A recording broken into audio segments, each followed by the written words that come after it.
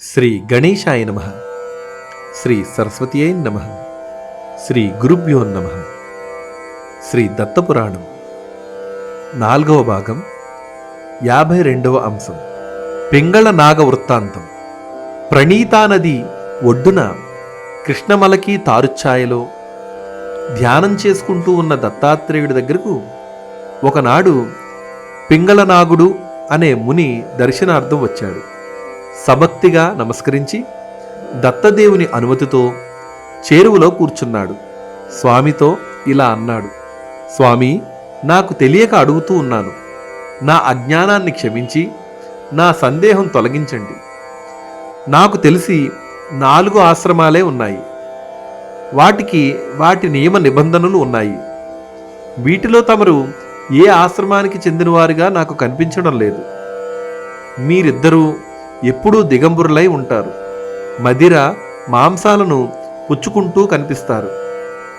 దిగంబరి, ఈ అందగత్తెను ఎప్పుడూ అంకపీఠం దింపవు. ఏమిటి స్వామి ఇదంతా? దీన్ని ఏ ఆశ్రమం అంటారు? ఈ ఆశ్రమ దీక్షను మీకు ఇచ్చిన ఆ మహానుభావుడెవరు? ఎంతో కాలంగా మిమ్మల్ని అడగాలని ఇప్పటికి కుదిరింది. కాసింత విశ్రాంతిగా ఏకాంతంగా దొరికారు. అందుకని అడిగేశాను. నొప్పిస్తే క్షమించండి. చెప్పకూడదని అనిపిస్తే చెప్పవద్దు. తెలుసుకోవాలని మాత్రం చాలా కుతూహలంగా ఉంది. అప్పుడు దత్తాత్రేయ స్వామి: మునిశ్రేష్ఠ, అడగవలసిందే అడిగావు. ఇందులో నన్ను నొప్పించింది ఏమీ లేదు. నువ్వన్నట్లు ఇంతవరకు లోకంలో ఉన్నవి 4 ఆశ్రమాలు.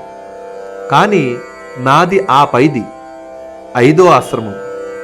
ఈ చరాచర జగత్తునంతటినీ ఆత్మాభిన్నమని అవికల్పంగా చూడగలిగినవాడు, కామక్రోధాదులనైన అరిషడ్ వర్గాన్ని జయించి సర్వభూతకోటి పట్ల సమచిత్తంతో వైరాగ్యంతో ఉండగలిగినవాడు మాత్రమే ఈ 5వ ఆశ్రమానికి అర్హుడు. నేను చెప్పిన ఈ తత్వం నువ్వన్న 4 ఆశ్రమాలలోనూ ఎక్కడైనా ఉన్నట్లా లేనట్లా? బహుశా నీకది తెలియదు, చెప్పలేవు. కేవలం బ్రహ్మవాదులు మాత్రమే దీనిని గుర్తించగలరు. మహానుభావ, నువ్వే విశ్వేశ్వరుడవు, నువ్వే పురుషోత్తముడవు. అనసూయ అత్రి దంపతులకు జన్మించిన నువ్వే కమలాపతివి. అజ్ఞానంతో నేను చేసిన ఈ అధిక ప్రసంగాన్ని క్షమించు, నన్ను రక్షించు. నీ ఉదరంలో ప్రవేశించి సురక్షితంగా ఉండాలని నా ఆకాంక్ష. హే శ్రీరామ, నారాయణ, వాసుదేవ, గోవింద, వైకుంఠ, ముకుంద, కృష్ణ, హే కేశవ, అనంత, నృసింహ, హే విష్ణు, సంసార సర్పదృష్టుణ్ణి, నన్ను కాపాడు అని పింగళనాగుడు సాగిలాపడి మ్రొక్కాడు. పింగళనాగుడి ప్రార్థనను మన్నించి దత్తాత్రేయుడు శివరూపంలో అతడిని గర్భాన ధరించాడు. శ్రీ దత్తాయ గురవే నమః.